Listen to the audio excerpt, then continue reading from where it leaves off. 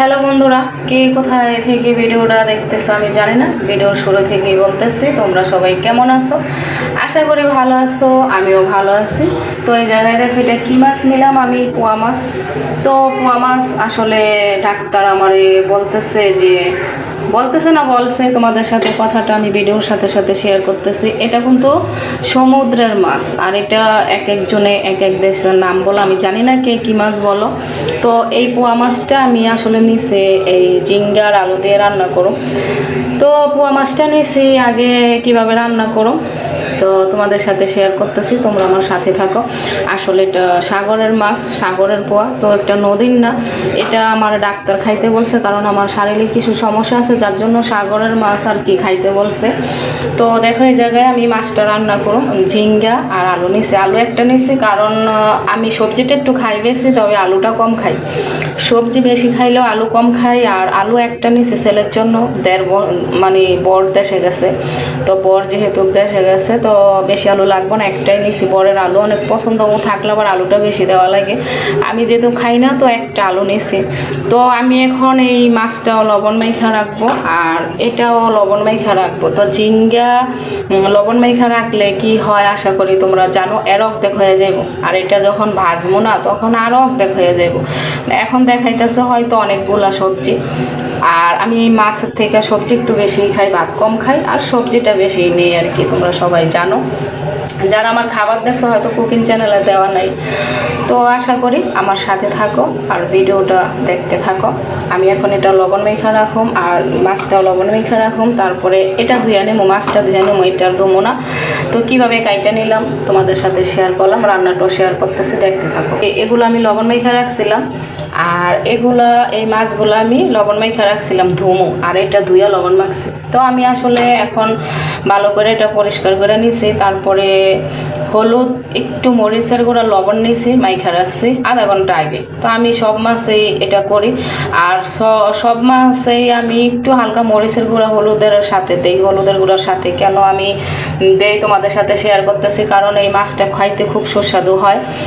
আর দেখতে থাকো, আমি এই মাছটা এখন ভাইজা নেবো। আর এটা যে লবণ মাইখা রাখছি, এটা আসলে এখন আমি ঝিঙ্গাটা চিপ্পা নেবো। চিপ্পা এই যে দেখো জল বাইরে, এই যে দেখছো এই যে জল বাড়ে, আমি একটা একটা করে এভাবে চিপ্পা নেব। দেখছো, আশা করি দেখতে পারছো। এভাবে চিপ্পা আমি আরেকটা আর কি বান্ডে রাখুম, আরেকটা বলে রাখুম। এই যে এভাবে জল বাড়িব, তারপরে এটা আমি আলাদা ভাইজা নেব। তোমরা আমার সাথেই থাকো, মাছটা দিয়ে দিতেছি। তো মাছ আমি যেটা ঝোল করি না, আমি যেই মাছটা ঝোল করি ওই মাছ না আমি হালকা ভাজি, ওই মাছ আমি কড়া ভাজি না। আর একটা ম্যাজিক আছে, জানি না কে কে করো, আমি জানি না, ভিডিওটা দেখতে থাকো। ম্যাজিক বলতে আমি বলে দেবো ভিডিওর মাঝখানে ম্যাজিকটা আসলে কী সেটা বলে দেবো। তো মাছটা আমি হালকা করে ভাজা নেই, তারপরে আবার ঝিঙ্গাগুলো আর আলু রাখছি লবণ মেখা, ওইটাও ভাজা নিতে হইবে। তোমরা সাথে থাকো, দেখতে থাকো ভিডিওটা। তো দেখো বন্ধুরা, আমি বলছিলাম মাছটা হালকা ভাজা নেবো, হালকাই ভাজা নিচ্ছি মাছটা। তো একটু সাদা সাদা দেখায় নাকি আমি জানি না, কারণ একটু হলুদ কম দিচ্ছে, আর কম ভাজা দিলে মাছটা খাইতে খুব স্বাদ লাগে। সবগুলো মাছই ভাজা হয়ে গেছে, দেখছো। তো আমি এখন ঝিঙ্গার আলু রাখছিলাম, যে লবণ মাইখা চিপা রাখছিলাম, ওগুলা দিয়ে দেবো, ওগুলা তেলে ভাজা নেব। এটা লবণ দেবো, হলুদ দেবো, তারপরে তেলে ভাজা নেবো, আলাদাভাবে ভাজতেছি, দেখতে থাকো, সাথে থাকো। তোমাদের সাথে সবটাই শেয়ার করতেছি, শুরু থেকে শেষ পর্যন্ত কীভাবে রান্নাটা করতেছি।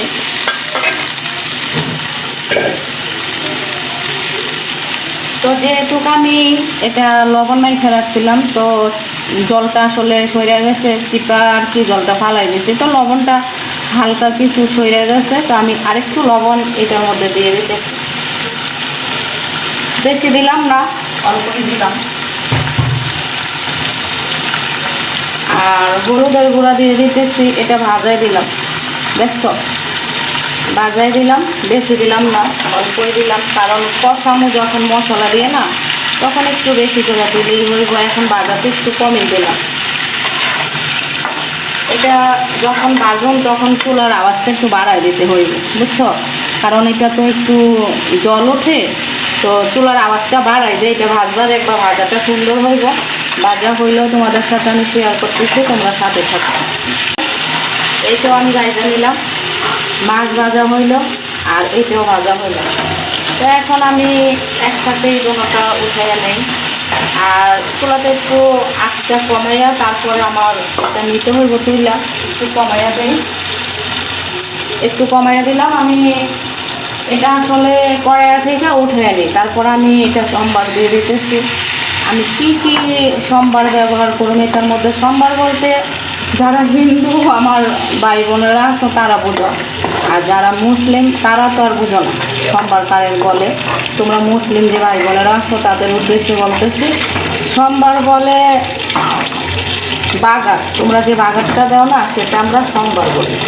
একটু লেগে যাচ্ছে তো সমস্যা নেই, আমি তার মধ্যে এই সম্বারটা দিয়ে দেবো। আর একটু তেল লাগবো, একটু তেল দিতে হইব। সাথেই থাকো, আমি কি কি দিয়ে সম্বারটা দিতেছি তোমাদের সাথে শেয়ার করতেছি। আমি এতটুক সাদা জিরা নিলাম, এই সাদা জিরাটা দিয়ে দিলাম।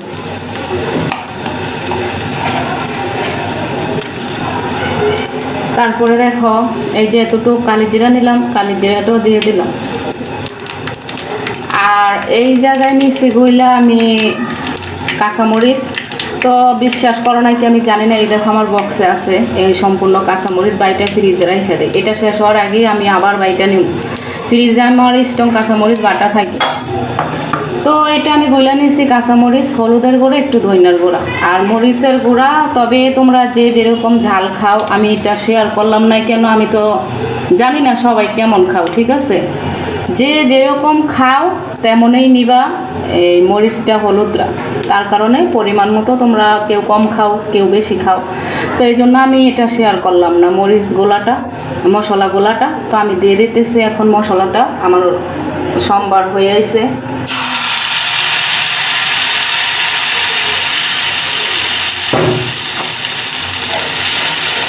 এখন একটু আওয়াজটা বাড়াই দেব। মশলাটা যখন তেলটা ছাইড়া দেব না তখন আমি সব কিছু দিয়ে দেব। মাছ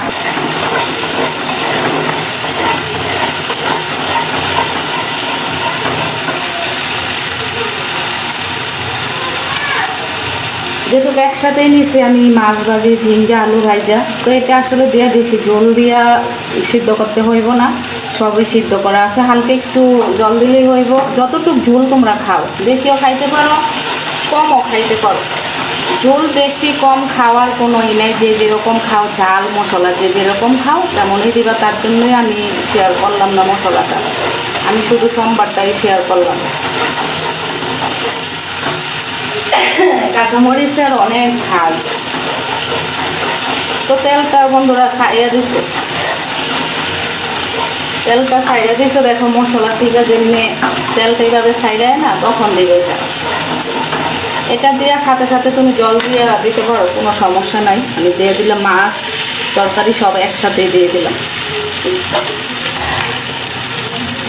একটু মাঝখানে আইনা দিলাম, কে মাছটা এক সাইডে সবগুলো পড়ে গেছে, তার জন্য আমি মাঝখানে আইনা দিলাম। আমি যতটুকু ঝোল দেই তোমরা ততটুকু দিবা তা না, তোমাদের যতটুকু মন চায় তোমরা ততটুকু দিবে।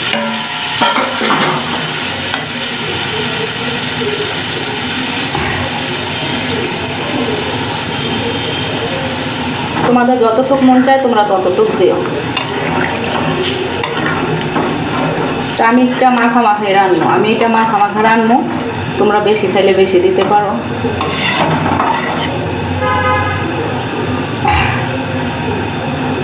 চুলার আওয়াজটা একটু এখন বাড়াই দেবো। আর আমি মশলাটা বাইটা নেই, এটার মধ্যে আমি কাঁচা জিরা আর বিলাতি ধনিয়া পাতা, চিনো বিলাতি ধনিয়া পাতা, আমি এটার মধ্যে দেবো বাইটা। এদিকটা ঝোল ফুটতেছে, আর এই যে এই পাতা, এটা হলো বিলাতি ধনিয়া পাতা আর কাঁচা জিরা আমি বাইটা আনতেছি। আমি এটা সিদ্ধ হয়ে গেছে, আমি এটা বাইটাই না দিয়া তরকারিটা নামাইয়া নিমু। তো বন্ধুরা এই যে এই জায়গায় বাইটা নিয়ে আসলাম। তো বন্ধুরা ঝোল দেখছো মাখো মাখো হয়ে গেছে। আমি এই জায়গায় যে ধনিয়া পাতা, বিলাতি ধনিয়া পাতার কাছে জিরা আর কি, কাঁচা জিরাটা তোমরা খাইয়ে দেখো। এটা বাইজা দেওয়া যায় না, কাঁচা জিরাটা দেওয়া যায় যদি ধনিয়া পাতা বাইটা দাও।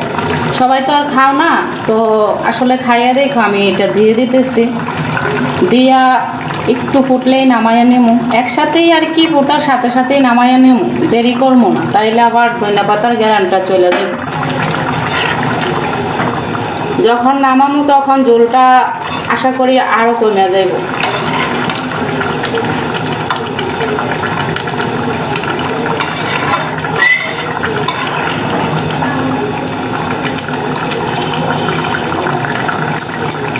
একটু আওয়াজটা বাড়াই দিই, ব্লগটা ভালো মতো আসলে এটা নামাই নেমো হয়ে গেছে।